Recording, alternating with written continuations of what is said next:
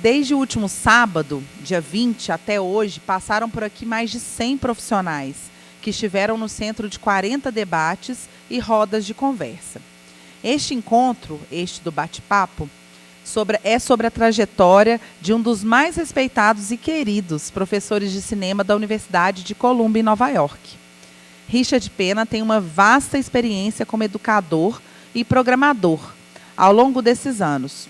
Estudou e desenvolveu uma relação próxima do cinema brasileiro e seus realizadores. Então, para compor esta mesa tão importante, para nós convidamos o professor da Universidade Federal Fluminense e amigo de Richard, João Luiz Vieira. E o nosso convidado, claro, Richard. É Pena, né mesmo, né, Richard? Penha, é Penha. Fiquei com essa dúvida. Então, Richard Penha. A 27ª Mostra de Cinema de Tiradentes conta com a Lei Federal de Incentivo à Cultura, Lei Estadual de Incentivo à Cultura, patrocínio CBMM, Aimoré, Cimento Nacional, Ancine, Itaú, CSN, Sebrae, Copasa, CEMIG, Governo de Minas Gerais.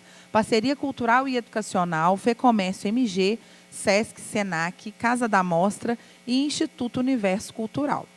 Parceria Cultural, SPCine, Prefeitura de São Paulo. Realização da Universo Produção, Cultura e Turismo, Governo de Minas Gerais. Ministério da Cultura, Governo Federal, União e Reconstrução.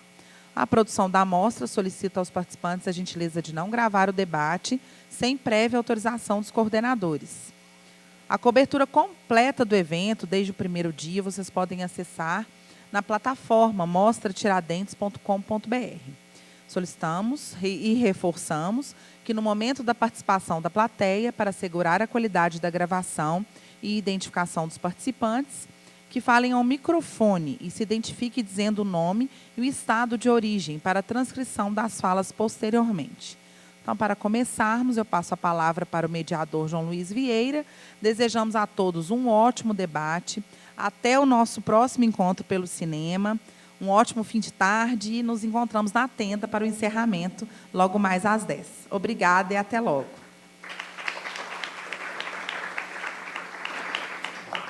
Bom, eu já virei a cadeira para cá, porque vai ser um bate-papo, tá? Então, a gente já está mudando um pouco, quer dizer, mudando. Isso aqui é o formato desse encontro, né? O último, talvez, acho que é o último, né?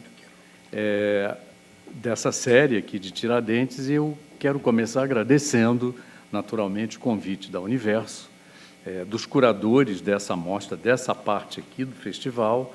Não é a primeira vez que eu venho aqui, mas a primeira nessa situação. Hoje de manhã, inclusive, estive aqui num debate muito bom sobre o filme de ontem, excelente filme, O Senhor Cavalcante, com o diretor, com a produtora, com atores, aqui também com o montador, foi muito bom. Então, hoje foram 2 eventos, assim, né, no mesmo dia. Então, é um prazer, assim, eu estou conversando com o Richard todos os dias, né? Não só no Rio de Janeiro, como aqui em Tiradentes a gente conversa. Eu costumo dizer, algumas pessoas já sabem disso, mas ela falou assim, é um amigo do Richard Penha. É amigo, mas eu diria que é um amigo jurássico. Eu adoro essa palavra, porque isso significa uma amizade hoje de mais de 40 anos. Tá? Lembrando, assim, rapidamente, eu estava pensando, assim, quando é que eu conheço? Desde quando? Estávamos conversando ontem.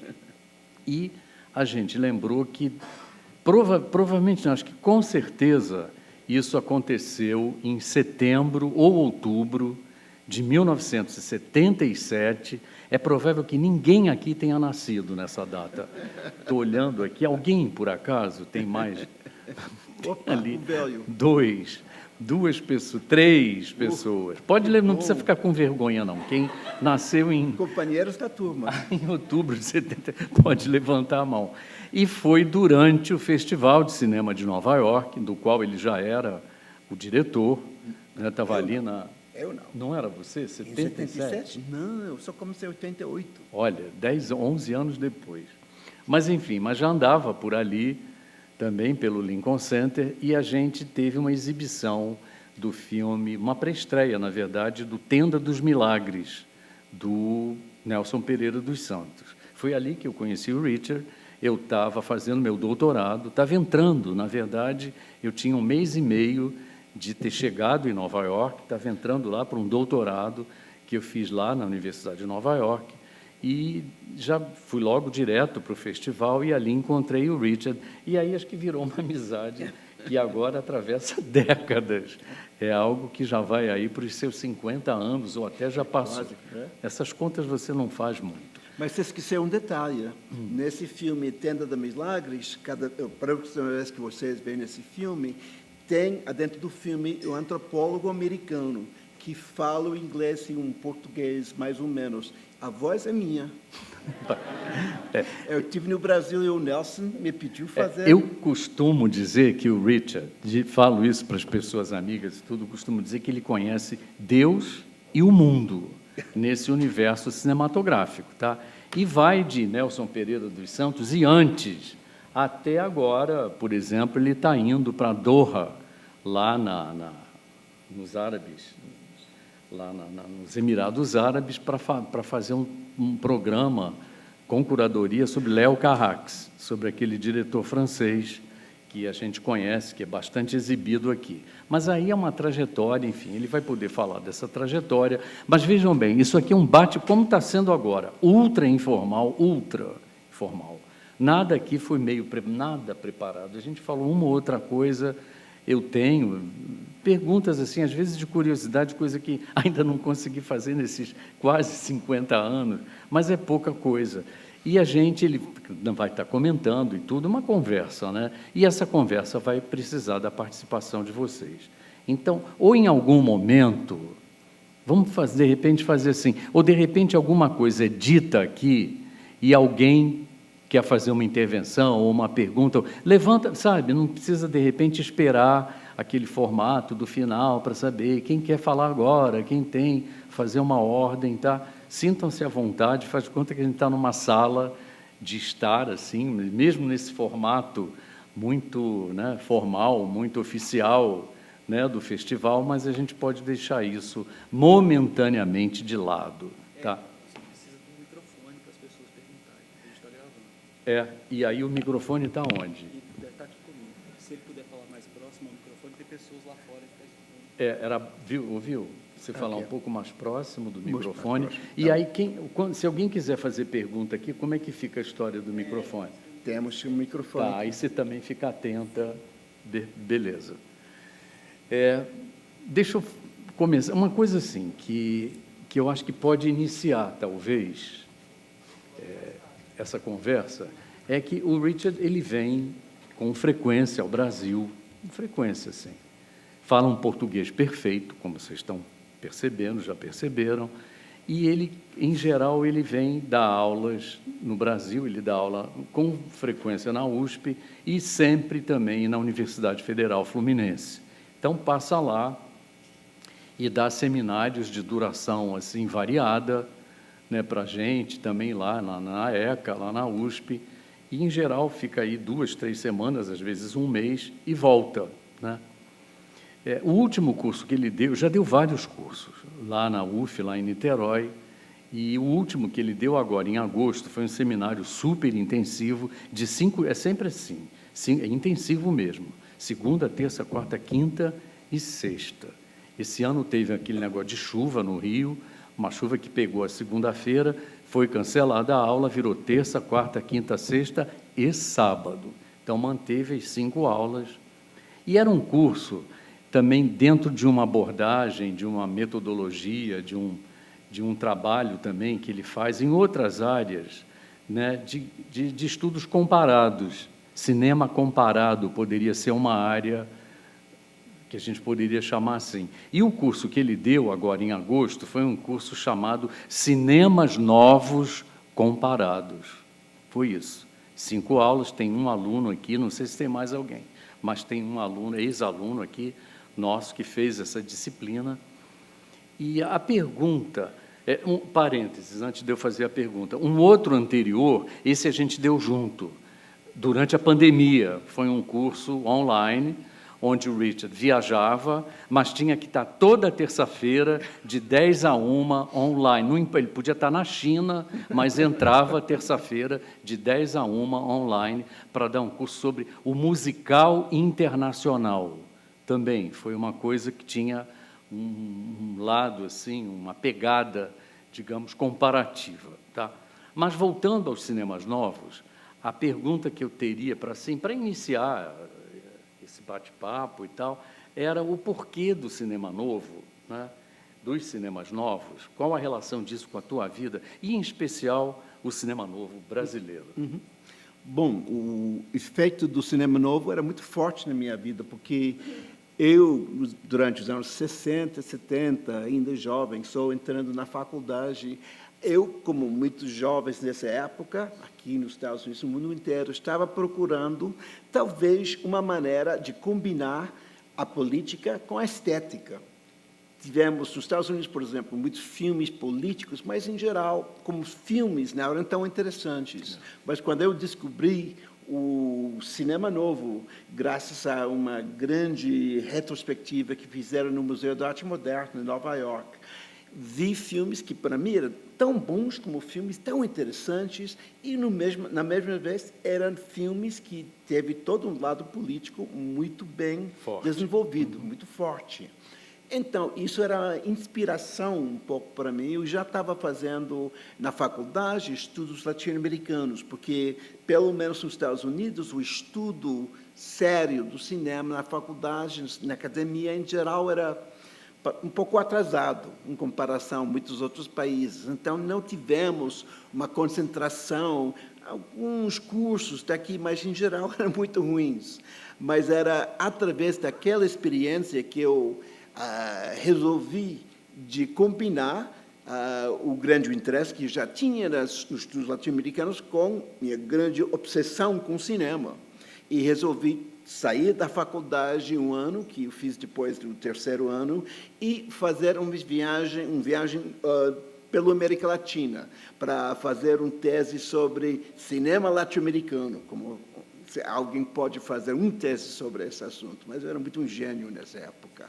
Eu vim aqui ao Brasil e, devo confessar, isso era já setembro de 74, eu fui tão bem aceito por todo mundo, pessoas como o Cosme Alves Neto, da Cinemateca do MAN, Alex Vianney, grandes figuras, me deram um bem-vindo extraordinário. Pode ser que a ideia de um jovem americano que se interessava por cinema brasileiro era mais original nessa época do que agora, talvez. Mas todo mundo me ajudou muito em tudo que eu queria fazer, organizando projeções, me dando informação.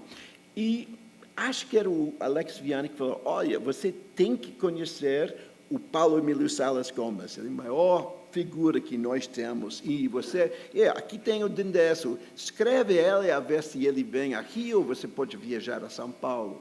Então, fizemos aquela conexão, ele me convidou a São Paulo, eu me lembro, eu fui ao apartamento do Paulo Emílio e entrei, eu estava lá esperando, 5 minutos depois ele saiu e ele me olha assim, mas você é Richard Penha? Eu falei, sim. Mas você não escreveu que você era porto-ricano? Eu sou porto-ricano. Eu esperava alguém moreno, baixo, você é alto e louro. A única vez na minha vida alguém me chamou de alto e louro. Então, nunca vou esquecer esse momento. Mas o Paulo era uma inspiração, continua sendo uma inspiração, não só para mim, mas para muitas pessoas.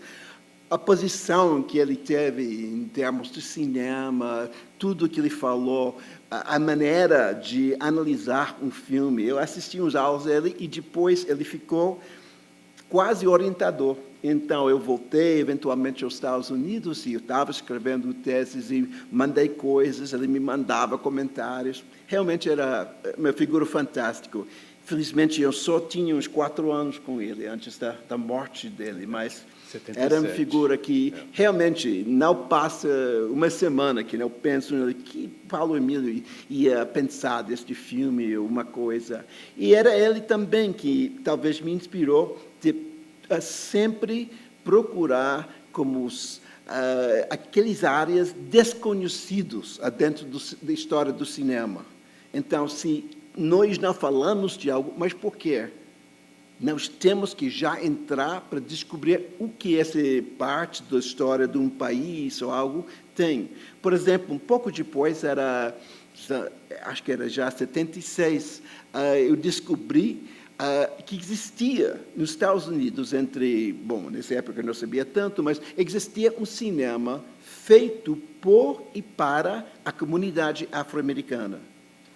Nunca ouvi falar nada disso em todas as histórias que li, tudo isso. Eu me lembro, um museu em Harlem estava dando um fim de semana com 4 que se chama Filmes do Raça. Filmes desse jeito. Então, eu estava morando em Boston, fui de Boston a Nova York para ver, e isso começou comigo um grande interesse nesse negócio do cinema afro-americano dos anos 20, 30 e 40. E durante os anos eu tinha a oportunidade de fazer várias mostras disso, já fiz palestras com João Luiz e com outros aqui, é uma área, para mim, tão interessante, mas era exatamente o que o Paulo Miller falou. Você tem que ver, por que ninguém fala disso? Por que nós não temos? Por que o New York Times nunca falou destes filmes? Por que o Variety nunca falou destes filmes? Então, isso criou em mim, e outros também, um interesse para fazer uma história deste cinema, que é outro lado do cinema americano, outro capítulo que não foi bem estudado, nem conhecido. Verdade. Então, você pode dizer, através do cinema novo, descobrir coisas do cinema norte-americano também. É incrível, é. Uma outra área, Richard, que você também já deu, não para a gente ainda, mas já deu, acho que em São Paulo, uma outra área que você tem um interesse especial é a do cinema experimental. Né? Você já tem cursos preparados e também está sempre atualizando esse interesse e tal. Eu estou fazendo essa pergunta porque a gente tem um cineasta realmente de um nível muito bom, experimental, que é o Carlos Adriano, está ali. Eu olhei para ele e pensei em fazer essa pergunta, que você falasse um pouco, né, do cinema experimental e dessa atualização que possa ser feita hoje com esse universo, nos Estados Unidos e fora. Bom, um pouco complicado. Você pode dizer que nos anos 40, surgiu a possibilidade nos Estados Unidos para várias pessoas, todo mundo, fazer filmes. Durante a Segunda Guerra Mundial, os Estados Unidos criou muitas câmeras de 16 milímetros para filmar combate, mas muitos nunca foram usados, e as câmeras que foram usadas depois da guerra, eles venderam ao público. Isso deu oportunidade para muitas pessoas, artistas, pela primeira vez têm acesso a uma câmera. E, com isso, surgiu vários movimentos do cinema documentário e, sobretudo, para mim, o cinema experimental. Em geral, as pessoas usam o ano 43, com o primeiro filme do Maya Deren e Alexander Hammett, Masters of the Afternoon, como início. Já tinha outros exemplos do cinema da vanguarda antes, mas isso era o filme que mais criou um interesse. E logo depois teve várias pessoas em várias partes dos Estados Unidos que estavam fazendo o que nós chamamos hoje do cinema experimental. Um movimento que cresceu muito até o fim dos anos 60, mais ou menos. O que aconteceu nesse momento era que um aspecto do cinema experimental norte-americano era que teve uma posição anti-narrativa. A história, contar histórias era blasfêmia.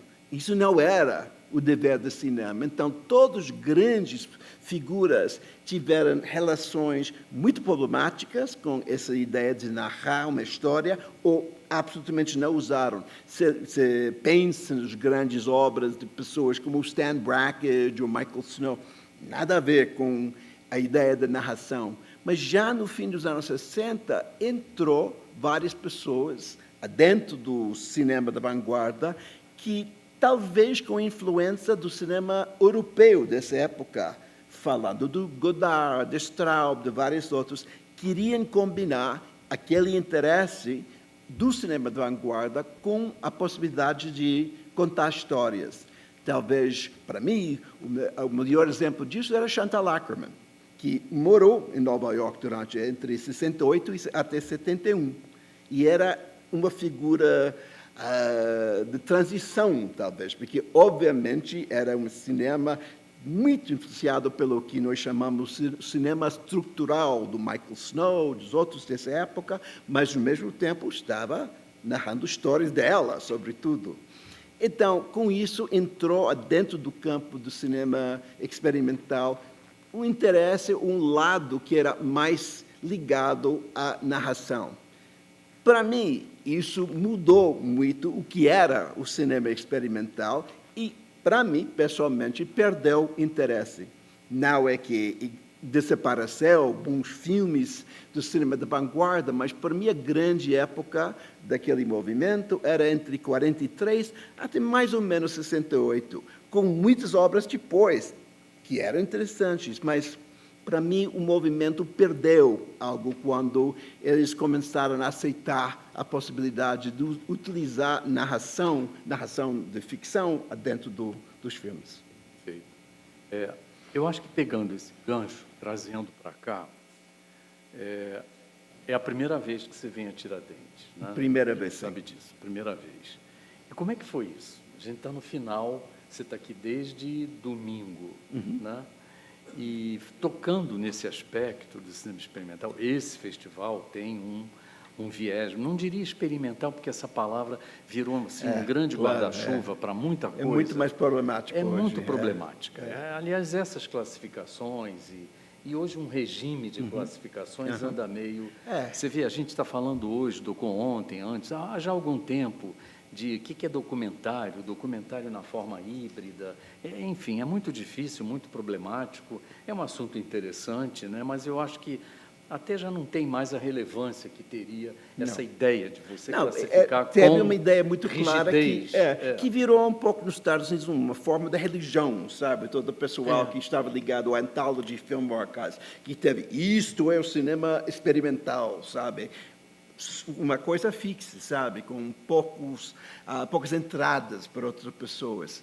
E isso aconteceu também, que para mim era uma coisa que nunca aceitei, esse tipo de limitação. Mas, pelo menos, era uma ideia um pouco mais clara do que era o cinema experimental. Mas aí, por exemplo, Tiradentes. Aí, depois de uma semana, você tem algo a dizer? Bom, gostei um pouco do sentido, antes de sua chegada, de ser o pessoa mais velho aqui no festival. Aí não dá para mentir. Não, mas tem mais. Eu ontem encontrei o Luiz Carlos Merten, né? Estou entregando aqui, mas ele é mais velho que eu. Não. Tem Neville de Almeida. Também. Mas aquele juventude é uma coisa, para mim, que caracteriza o Festival Tiradentes. Tem uma energia, tem um interesse que tão, para mim, inspiradora, a ver jovens que têm uma paixão para cinema. Que legal! Este campo vai continuar? Incrível! Às vezes eu digo, daqui a 10 anos vão acabar com o cinema. Não! Tiradentes é a prova que não vão. Que o cinema vai continuar com todos vocês, com as obras que vi aqui, com toda aquela energia, ideias, tudo isso. É bom para ver. Posso dizer que, como o João falou, acabo de me aposentar, professor na Universidade de Colômbia. E temos alunos excelentes, Greta Gerwig, alguém que trabalhou conosco, e outros também, que fizeram bastante sucesso. Mas, às vezes, só vejo pessoas que só querem entrar em Netflix. Isso é o fim da vida deles. Agora, eu não moro disso e não tenho nada contra o Netflix, mas a ideia da expressão, a ideia de ser parte de um diálogo nacional sobre o futuro do país, a ideia de explorar vários temas, isso não entra tanto. Que eu posso escrever para que o Netflix vai financiar esta série? Eu vejo isso demais. E, às vezes isso me deixa muito triste, que entre muitos, não todos, mas muitos dos jovens alunos da Colômbia, vejo essa orientação completamente comercial. Eu não vim aqui também desde antes da pandemia. Temos nosso aluno aqui. Desde antes da pandemia, e eu notei este festival em especial muito jovem, muito. Notei uma coisa de uma espécie de renovação e tal. E estava olhando aqui, ele está no 27ª edição. Quem veio aqui há 20 anos atrás, com 20 anos, hoje tem 40, entendeu? Então está sendo renovado, precisa de renovação. Para o perfil desse festival, essa ideia de renovação é fundamental, eu acho, tá? Mas achei, assim, estou achando, depois da pandemia, não vim o ano passado, estou achando que está, assim, realmente muito jovem, muito bom, é muito bom essa sensação, muito bom esse sentido do festival. Parece que já tem pergunta, acho, né? Tinha você, e passa para ele o microfone, por favor, e acho que por ali, pelo meio, também tinha, também, não é isso? Por aqui, tem mais alguém aqui? Não. Você e ele depois. Boa tarde. Para registro, eu sou Ernesto, lá do Rio de Janeiro. Eu escrevo para o OCA-UF, Observatório de Cinema e Audiovisual da UF. E, Richard, eu queria entender mais sobre como foi que se deu sua trajetória com o cinema de Porto Rico, né? Como foi o início, o que você trabalhou com isso assim, de estudo, né? Já que tem essa questão do nome e tal. Eu queria entender como foi a sua história com o cinema desse país.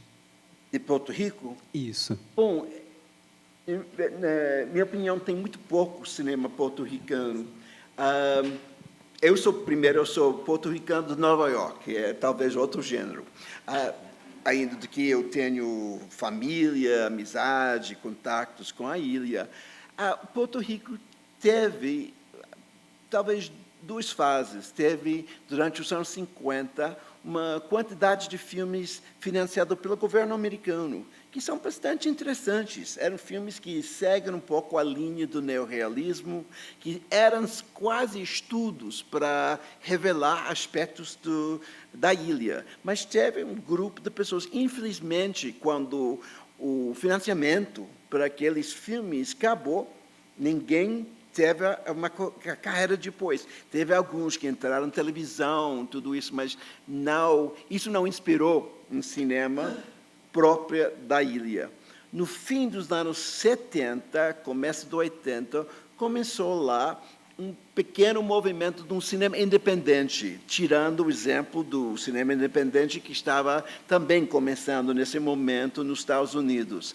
Muitas vezes com influência dos porto-ricanos que foram elevados no continente, Nova York, Miami e várias outras cidades, que voltaram para fazer o filme. Desde esse momento, vejo mais, eu sei que tem produção, mas vejo mais Porto Rico usado como um lugar se precisa fazer um filme que acontece na América Latina. Então, não importa, tem Palmeiras, tem outra coisa que já marca, significa que estamos na América Latina. Mas, propriamente dito, acho que não tem tanto. E tem cineastas porto-ricanos, mas mais estão trabalhando dentro do continente, não tanto na ilha. Mistério um pouco, porque nunca se desenvolveu um cinema lá. Ao contrário do teatro que é muito rico em Porto Rico, mas em termos de cinema não tem, na minha opinião. Não sou grande experto, mas vi muita pouca coisa durante os anos. Oi, eu queria perguntar ao Richard e depois perguntar para vocês dois. Você mencionou que a grande época do cinema experimental para você era na década de 60 até chegar a 1971. E eu queria perguntar isso especificamente porque durante a década de 70 houve a emergência de filmes de cineastas experimentais como, por exemplo, o Jonas Mekas. Eu acho que o Robert Frank também exibiu o primeiro filme nos anos 70. E eu queria perguntar a você diretamente sobre o Jonas Mekas, porque ele é um cineasta que, para mim, é muito influenciador para mim. E como você vê a importância do Mekas na criação de um certo cinema experimental norte-americano? E minha outra pergunta para vocês dois Como você vê a questão do cinema experimental no Brasil agora, depois da década de 70? Por exemplo, como você vê a trajetória do cinema experimental e cineastas? Porque, obviamente, a gente mencionou o Carlos Adriano, que está aqui, e eu queria perguntar sobre como vocês observam a trajetória e o desenvolvimento de um certo cinema experimental que vai da década de 70, 80, 90 até o dia de hoje. Então, essas são as minhas duas perguntas. Alguém que quer... Espero que entendi bem a sua pergunta. Bom, o que aconteceu, talvez, o Jonas Mekas, figura essencial, fundamental para o cinema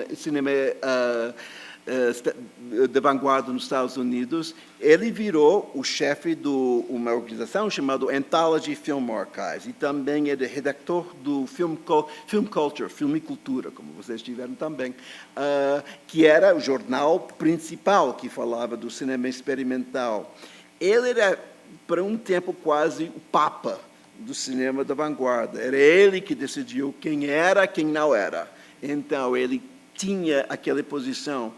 O interessante nos anos 70, que começou talvez uma rebelião um pouco contra o poder do Jonas, era, primeiro, a chegada de mulheres.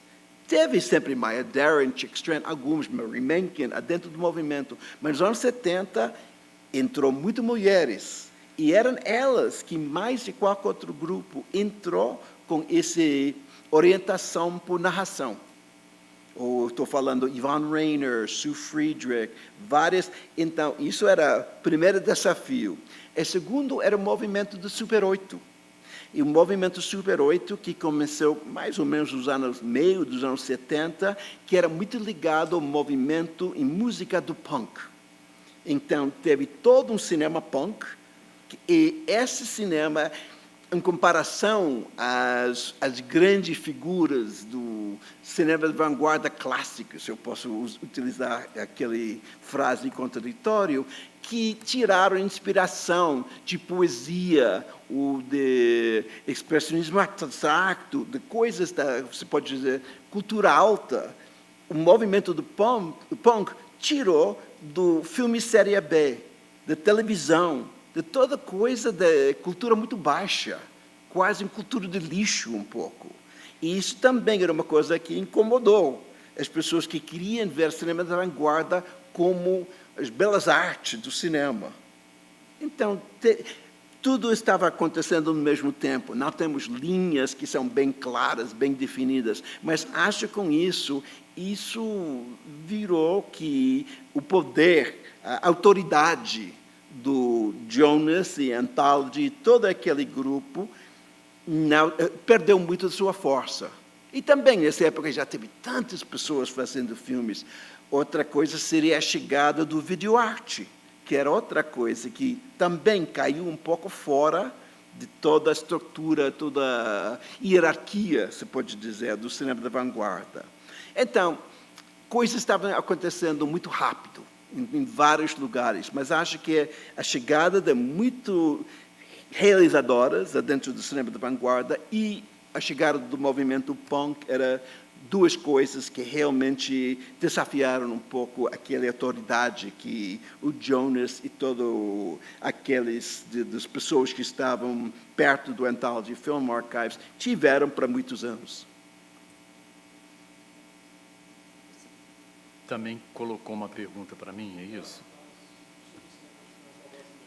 O que eu ia responder para você tem a ver também com a questão da formação, que é um dos temas aqui, e algo que eu costumo fazer na minha disciplina de introdução à linguagem e teoria do cinema, quando eu sempre mostro Maya Deren, sempre mostro como um exemplo, pontuo essa data e marco essa data como o nascimento do chamado New American Cinema, tá?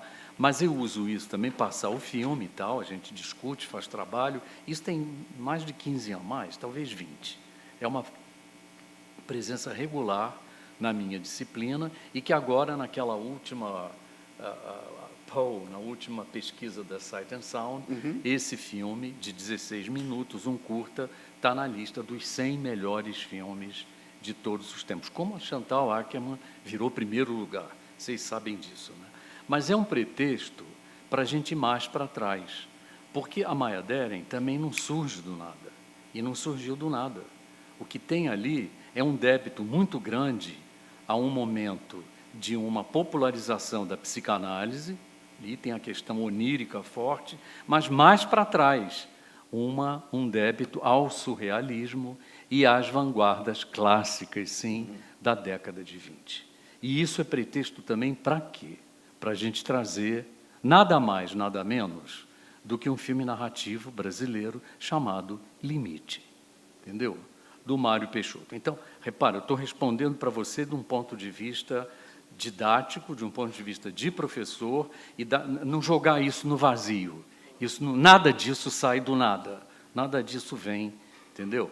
E agora, só também pensando, Jonas Mekas aqui. Lembra, a semana passada foi lançado um livro muito bom, de Alexandre Vasques, chamado Nos Rastros de Limite, que é sobre a restauração, ou o histórico da restauração, porque são várias, e realmente ainda não acabou. Acho que nunca acaba, não sei como é. A restauração de limite. Restauração e preservação está aí, mas a restauração desse filme, ela continua em processo. Esse livro, muito bom, um livro de 200 e poucas páginas, super bem documentado, assim, inclusive como metodologia de restauração, é muito bom.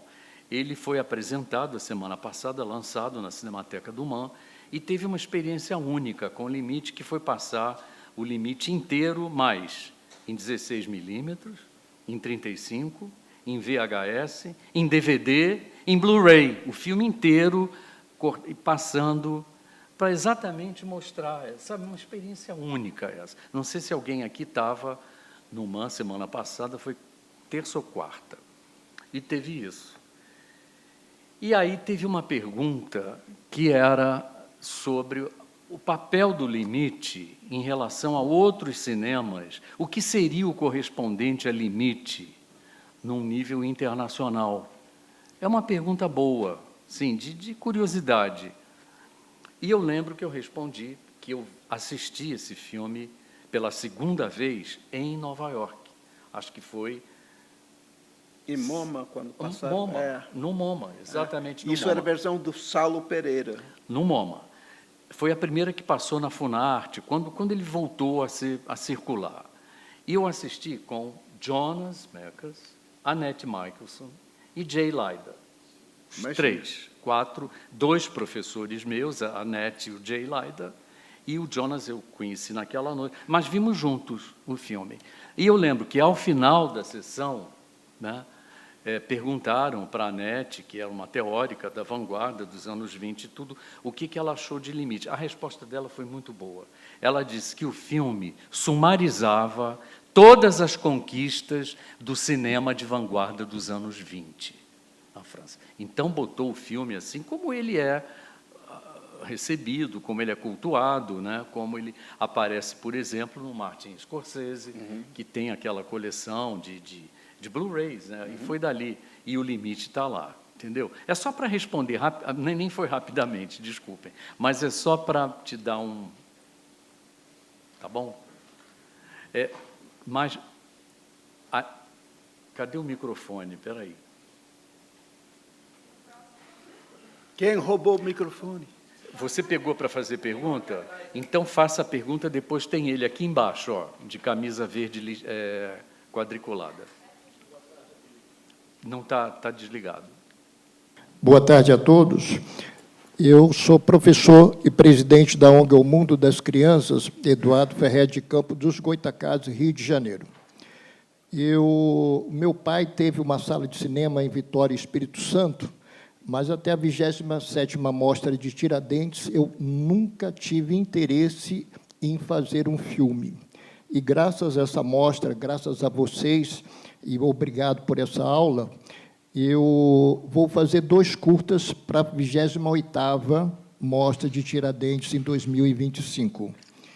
E a minha dúvida, gostaria de fazer aos 2 professores, qual a sua principal dica para eu me tornar um ótimo cineasta? E a segunda,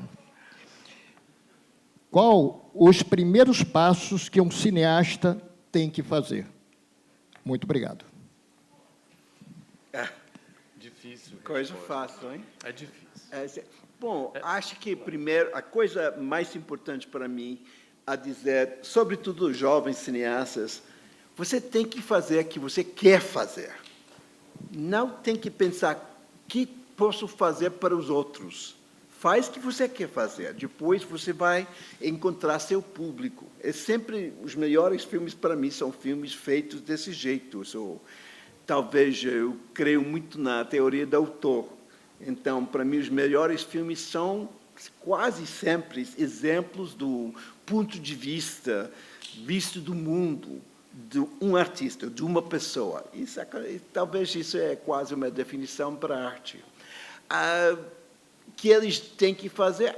Acho que outro dia, quando o Kleber Mendonça estava aqui falando a importância do tempo, ele falou uma palavra que, para mim, é muito importante, que é artesania.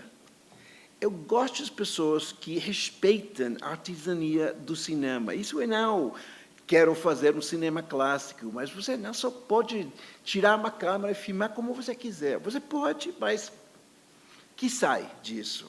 Acho que tem coisas que alguém tem que aprender para depois abandonar. Eu me lembro uma vez, eu vi uns desenhos que o próprio Pablo Picasso fez quando ele era muito jovem. Era tão detalhada que era quase fotos. Bom, ele não é conhecido para uma arte que parece fotos, mas ele como um celular para fazer outra coisa. Então, acho que tem coisas que são importantes de começar com os fundamentos, talvez, de como mover a câmera, como fazer montagem, tudo isso, e depois para esquecer tudo. Tem que aprender para esquecer. A minha resposta, também muito breve, um pouco na linha do Richard, é a seguinte: você oferece ferramentas. Estou falando por mim, meu papel. Tá? Eu estou completando, esse ano, 43 anos de ensino nessa mesma universidade. E aí você fornece elementos, você fornece ferramentas, você fala de história, que também é algo que a gente também está revisando, entende? História canônica, história cronológica, o que isso está passando nesse momento, por conta, não só, mas de mudanças de tecnologia, por toda uma mudança geral, que eu acho que esse festival reflete muito. Mas o que você pode fazer é fornecer essas ferramentas. Agora, ser artista e ensinar, dizer que você é artista, isso eu acho que você não ensina. Isso ou você desenvolve, tem dentro de você, ou você não tem. Entende? Eu acho que é uma coisa que é para você aprimorar, para desenvolver, entende? Não, sabe, você vai ensinar a pessoa a ser um artista. Não existe isso. Tá? Mas o que a gente pode fazer, porque eu acho que o que a gente faz é conversar, sabe, mostrar, dar elementos, dar essas ferramentas, falar. Eu gosto muito dessa história, com H maiúsculo e H minúsculo também, sabe? É uma área que eu acho que a gente se dedica, questões estéticas, filosóficas, enfim. Isso você sabe, mas é da tua formação, do teu conhecimento, do teu estudo. Agora, você jamais vai ensinar a pessoa a ser um bom cineasta, você sabe? Então, o que eu falo para você é te desejar muito boa sorte. Você já disse, eu vou fazer os dois, vou fazer e vou apresentar no 28º. Ou seja, você está passando por cima de uma seleção. Tá? Então, tomara que você consiga e seja selecionado. E o ano que vem a gente veja aí teu filme. Ali tinha a pergunta. Aqui. Boa tarde. Alexandre Muruti, do Rio de Janeiro. Uma pergunta para o Richard, mas o João também pode, né? É a seguinte: a impressão que a gente tem é que qualquer produção brasileira só chega aos Estados Unidos por festival. Não existe, dificilmente. Você tem uma programação de uma semana brasileira aqui, ali, Los Angeles, Miami, Nova York e tal. Você considera que, para a audiência média americana, existe algum tipo de Porque com o processo de internacionalização da produção, né, o fenômeno Netflix e tudo isso, as escolhas cada vez mais, não por questão de autoralidade, mas por questões de meios de produção, isso tende a piorar essa situação ainda, mesmo nas produções nacionais. Diferente da Europa, que tem uma visão do cinema brasileiro, a impressão que eu tenho é que o americano, além de normalmente já não saber muito do exterior, do Brasil ele não sabe nada. Estou falando da audiência média, não a específica, a de pessoas do métier. Você acha que existe algum ideário de produção brasileira de cinema ou é zero? O americano médio? O que você acha que ele pensa? É muito complicado, como cada pergunta. Acho que o problema dos Estados Unidos, o problema da presença do cinema brasileiro, qualquer outro cinema internacional nos Estados Unidos, não é problema de vocês, é problema nosso. Por quê? Porque tem muito pouco dentro da educação americana que leva o interesse em outros países. Você está no centro do universo. Por que você vai interessar em outras coisas? De vez em quando, cinema coreano, que coisa boa. Se esquecem, um ano depois. Tem lugares como Nova York, outros, onde tem uma vida cultural, tem uma formação do cinema, que pessoas, obviamente, seguem isso, mas, na grande parte dos Estados Unidos, tem muito pouco que leva uma pessoa para ter curiosidade sobre o resto do mundo. Veja a política americana. Então, acho que isso é o grande problema, bem maior do que o interesse e não interesse no cinema, que as pessoas não têm aquela formação. Agora, a grande contradição é que nós somos um país de imigrantes. Agora, a população latina, em qual talvez nós podemos já contar, os brasileiros que estão lá, já chegou a quase 20% do país. Por que, com uma população tão grande, a população latina de Nova York é 32% da cidade, e não temos nenhum cinema que só passa filmes em espanhol? Então, por quê? Isso é uma coisa que é um pouco ovo e galinha, sabe? Onde nós começar com isso. Várias vezes, quando tinha conversas com pessoas do Ancine e outras organizações, me pediram conselho, eu digo, vocês podem juntos criar um cinema que só passa filmes latino-americanos. Só. Lá em Nova York. Isso é muito caro. Me desculpe. Mas isso seria... porque nunca vão entrar no mercado. Nunca. O mercado é bastante fechado, você está contra os grandes estúdios, tudo isso, então isso nunca vai acontecer. Então, obviamente, eu passei quase toda a minha vida fazendo promoção para o cinema norte-americano, cinema irani, chinês, tudo isso, e estou muito contente que eu fiz. Mas depois de tantos fazer, acho que as coisas não vão mudar muito. Acho que é uma coisa que é, infelizmente, uma guerra contra uma tendência americana muito forte. Agora, como falei, a ver se a próxima geração, que cada vez é menos americano, em termos de raça, cultura, tudo isso, vai abrir a coisa um pouco mais. Isso é ótimo. Mas, em termos dos Estados Unidos como era, acho que isso sempre foi, talvez, o maior desafio, que você estava lutando contra toda a tradição que fez que as pessoas esquecer as raízes dele. Eu sou Richard e não Ricardo. Por quê? Porque nos anos 50 ninguém queria que seus filhos ou netos falavam a língua dos pais ou dos avós. Teve uma pressão enorme para todo mundo ser o mais americano possível. E nós continuamos um pouco com aquela herança. Desculpe, João, posso fazer uma consideração antes de você?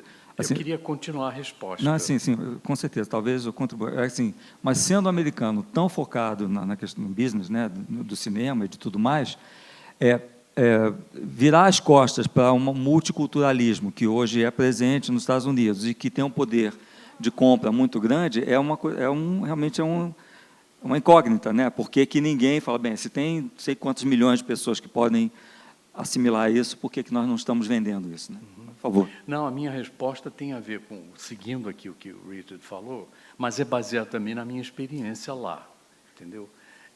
Onde tinha um cinema, hoje foi comprado pela Netflix, que fica ao lado do Hotel Plaza, cinema chamado Paris. 500 lugares, cinema bom, cinema ali do finalzinho dos anos 40, moderno. E esse cinema, com esse nome, inclusive, era muito voltado para a exibição de cinema estrangeiro, principalmente europeu, mas foi ali também que, entre 75, os anos, digamos, importantes da Embrafilme, quando a gente conseguiu ter uma exibição grande lá, muito grande, filmes até com relativo sucesso, vou comentar um. Mas a minha experiência, por exemplo, Gaijin, Bye Bye Brasil, e Dona Flor e seus dois maridos, que ficou 4 meses em cartaz nesse cinema, 4 meses. No Paris, explico o porquê depois, se você quiser.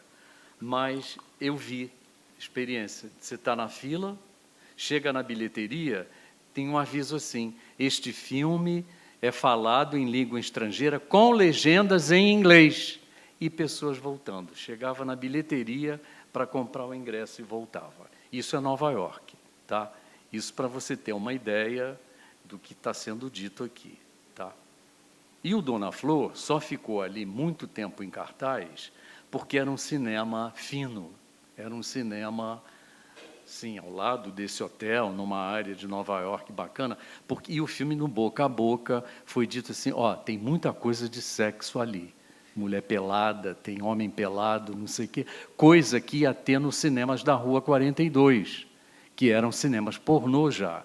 Só que o filme não era pornô, mas beirava para um público e o negócio lotou. Quem não tinha coragem de ir na Rua 42 ia no Paris para ver Sacanagem, entendeu?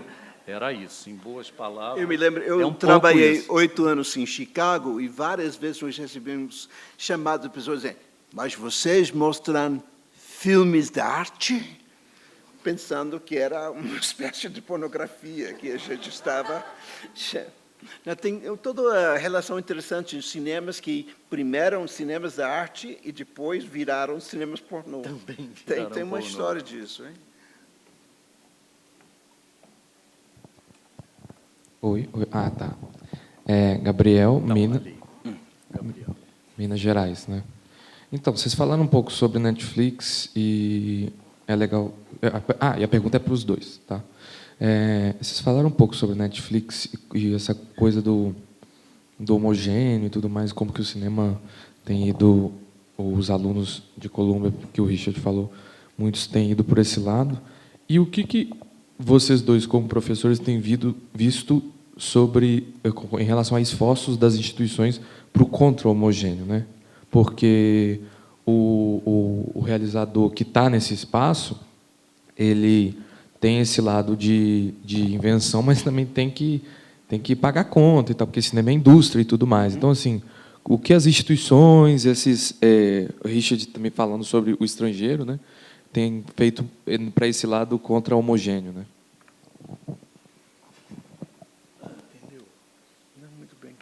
Eu acho que eu não entendi bem a pergunta. Assim, eu acho que você fez mais um comentário. Não, é um comentário, é uma pergunta, assim, perguntando sobre as instituições de estudo de cinema, tá. o que elas estão fazendo, assim, hoje, que vocês entendem, para os filmes, para as obras não homogêneas, né, não narrativas clássicas e tudo mais, né, de apoio, de financiamento, de projeção e tudo mais.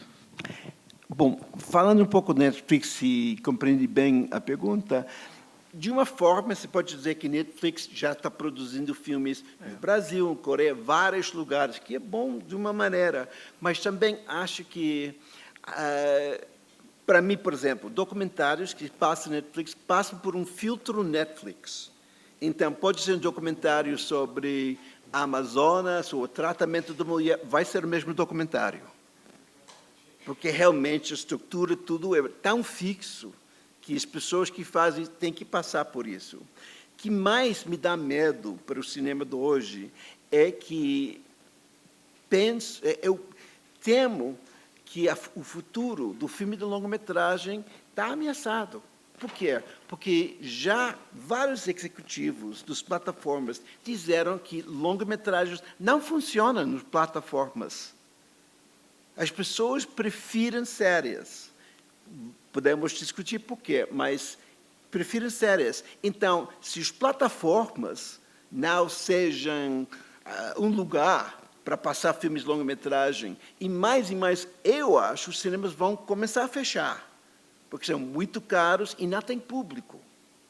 Onde vamos mostrar longa-metragens como forma? Mais e mais, eu tenho ideia que o cinema que nós conhecemos vai virar arte do museu. Vão ter lugares que estão muito especiais para passar o cinema como existe agora e como nós consideramos. E vão ter nas grandes cidades, mas pouco a pouco vai desaparecer. Você pode ver isso um pouco na história de Nova York, por exemplo, com ópera. Em 1900 teve 78 companhias de ópera em Nova York. Nós temos uma agora. Ópera existe. Você pode ir ao Lincoln Center, ver grandes produções, ópera do Metropolitan Opera, mas acabou como arte popular.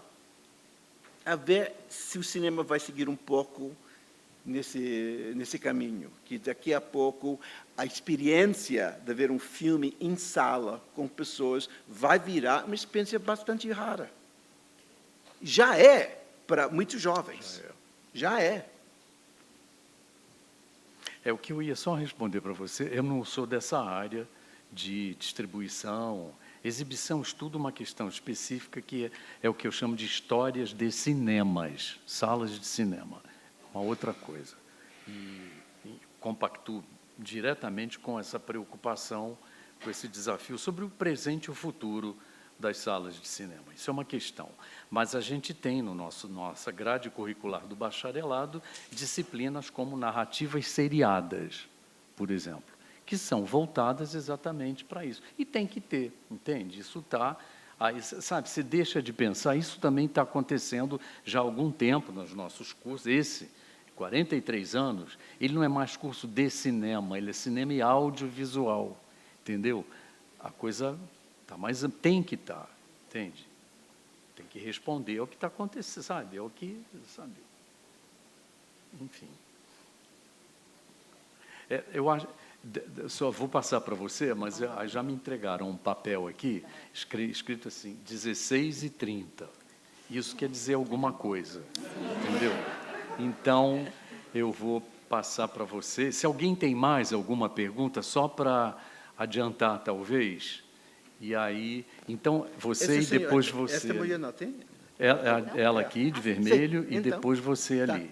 E aí a gente encerra. Diga. Olá, boa tarde. Eu sou a Pamela, eu sou de Guarulhos, São Paulo. E a minha questão, ela está relacionada com a curadoria. Eu faço parte de um cineclube, o Cineclube Incinerante, em Guarulhos, e dentro das práticas dos cineclubes, em geral, tanto no Brasil, enfim, mas falando bem especificamente do território de São Paulo, a gente percebe uma grande relação entre curadoria e formação, para a formação de público, e pensando também que... Hoje, quando a gente olha para um público, ele não é todo o público que tem acesso à plataforma. Não é uma coisa assim que a gente fala, nossa, todo mundo tem internet em casa, um celular ou um computador. Não tem. Então, as ações como a mostra que a gente vê aqui, ou outras que são fomentadas por políticas públicas, auxiliam na formação de público. Isto posto, queria perguntar para vocês, porque ainda assim a gente vê muitas mostras e festivais que ainda têm dentro dos seus critérios para a seleção muitas ações acadêmicas. E isso nos afasta um pouco dessa guerrilha de formação, porque o cinema independente não está necessariamente na academia. O cinema independente que vai representar uma comunidade, uma nação, um país, uma cultura, ele vai acontecer também na quebrada, ele vai acontecer também em espaços que não são espaços de poder que a gente tem econômico. Então, eu queria perguntar para vocês como vocês imaginam e pensam em estratégias para a expansão da curadoria, para abarcar diversidades que muitas vezes não estão dentro da academia ou do espaço acadêmico. Bom, aquele fenômeno que existe mais aqui no Brasil do que eu acho nos Estados Unidos é ver esses pequenos cineclubes e outros cinemas que estão surgindo nas faculdades, outros lugares. Eu vejo muito pouco disso nos Estados Unidos. Tem outras coisas. Teve, uns anos atrás, um fenômeno chamado mini-cinemas, que era, sabe, um bar que tem um quarto, que talvez na sexta, sábado, passava um filme para um grupo lá. E, em geral, era muitas vezes... um fenômeno em Brooklyn, onde tem muitos jovens que moram, por exemplo, muitas vezes estavam passando filmes feitos em Brooklyn por cineastas que moravam em Brooklyn. Então, era o tipo de cinema muito local. Eu achei isso muito interessante. Para mim, não desenvolveu, e também a pandemia acabou com muito disso. Talvez vai voltar. Então, isso seria outra alternativa. Não temos que pensar tanto um cinema para todo mundo, mas cinema para o nosso bairro. Isso seria interessante a ver se isso pode desenvolver. Agora, tem um problema se pessoas vão viver disso. Isso não sei. Isso é outra coisa. Mas, pelo menos como experiência, sabe, de apresentação, era, para mim, nesse momento, algo muito interessante, de que em Brooklyn teve cinemas que estavam passando filmes feitos em Brooklyn para o público do Brooklyn. O que eu ia responder para você é que a gente tem uma rede pequena de cinemas universitários, tá? Você sabe disso. Estou falando também da minha experiência com o Cine Arte UF, que é um cinema de perfil universitário, um cinema independente, um cinema que não precisa render lucro. Ele não tem. Isso é muito bom. Ele não tem esse compromisso, então tem uma liberdade maior de programação e tal. Como esse cinema, existem alguns poucos pelo Brasil, mas o que eu perdi aqui, não sei se você está desde o início, mas a gente teve aqui já refletindo mudanças governamentais, felizmente, depois do pesadelo, né, que a gente, dos anos de pesadelo. Eu acredito, eu pelo menos li assim, né? Conheço as duas, a Joelma, que é a atual secretária do Audiovisual, do MINC, e a Daniela Fernandes, que estava aqui. Elas tiveram mais para o início, devem ter estado aqui, nessa mesa, e eu li que estava sendo articulada uma rede de 110 cinemas pelo Brasil. Não sei se vai ter esse perfil independente, mas parece que a intenção primordial é exibir filme brasileiro. Tá? A gente tem que torcer para isso não virar mais uma promessa, entendeu? Acompanha. Acredito que não, mas essas coisas também não é assim, isso demora. Parece que a Joelma falou mais como uma promessa, mas não deu detalhes concretos, que eu acho que é o que a gente está querendo saber, entende? Mas uma rede universitária, uma rede de cinemas independentes, universitário, existe no Brasil, assim, não tem como uma rede mesmo de distribuição. Os cinemas existem, cada qual fazendo a sua programação, cada qual fazendo a sua curadoria. Olá, boa tarde. João, eu sou do Piauí, Rivanildo, e eu estou começando no audiovisual agora, né? E eu tenho visto que, principalmente nesses eventos que acontecem em pitching, uma questão primordial de exigência é dividir o processo criativo, né, na autoria do roteiro. E eu queria que vocês falassem sobre isso e se isso não compromete a criação como autor, né? E também o direito de autoria, já que no pitching, você apresenta inicialmente a ideia, se decide se quer a ideia e quem vai criar esse projeto, né? E se isso, para o futuro, realmente não compromete o lado do autor, né, de uma pessoa. Tá bom? Obrigado. Bom, posso dizer que Colômbia, a universidade onde eu era professor por muitos anos, é conhecido com, talvez, o melhor programa nos Estados Unidos para roteiro. Muitas pessoas vão lá, tem professores excelentes, e é um pouco o que eu falei antes. Talvez tenha uma técnica, uma maneira de escrever que você tem que aprender para depois abandonar. Você pode começar com isso para depois abandonar esse tipo de caminho em termos de cinema. Eu me lembro uma vez um professor meu me falou que quando ele era estudante, nos anos 60, todos os alunos tiveram câmera Super 8 na gaveta. Agora todo mundo tem roteiro. isso significa uma mudança em termos de cinema para descobrir o mundo ou para escrever sobre o mundo. Talvez isso era uma coisa que nós perdemos durante esses anos, que com a chegada da Super 8, depois vídeo, até 16, as pessoas tiveram mais essa ideia de sair para enfrentar, descobrir o mundo. A câmera no mão e a ideia na cabeça. Isso era que o pessoal do Cinema Novo falava. Então, talvez perdemos um pouco disso. Já roteiro, para mim, significa mais uma ligação com a indústria. Mas a câmera era uma maneira para pessoas só fazer seus filmes encontrando o mundo. Eu acho que eu não tenho muito o que responder, porque, primeiro, que não é minha área. A gente tem roteiro, claro, tem laboratórios de roteiro, disciplinas de roteiro de mais de 1, 2 semestres, mas o que me incomoda muito é essa questão de seleção por roteiro, entende? É um negócio que eu não acho, sei lá, é o que tem, né? Seleção de projetos, e você tem que apresentar um roteiro, e muitas vezes os filmes trazem aquilo como roteiro, mas os roteiros são modificados para melhor ou para pior, sabe? Outros é só para cumprir burocracia, mas é uma experiência que eu não tenho, é essa de participar de júri, de seleção de roteiro, entende? Eu tenho colegas meus lá, colega mulher, colega homem, que são professores dessa área. Você está no Piauí, entrando agora? Legal. Parabéns. Boa sorte. Gente, eu acho que então, agora a gente encerra, né? Já passou já são quase 15:45. Então a gente vai ter que sair mesmo. Obrigado aí, foi ótimo. O papo a gente vai continuar. Obrigado.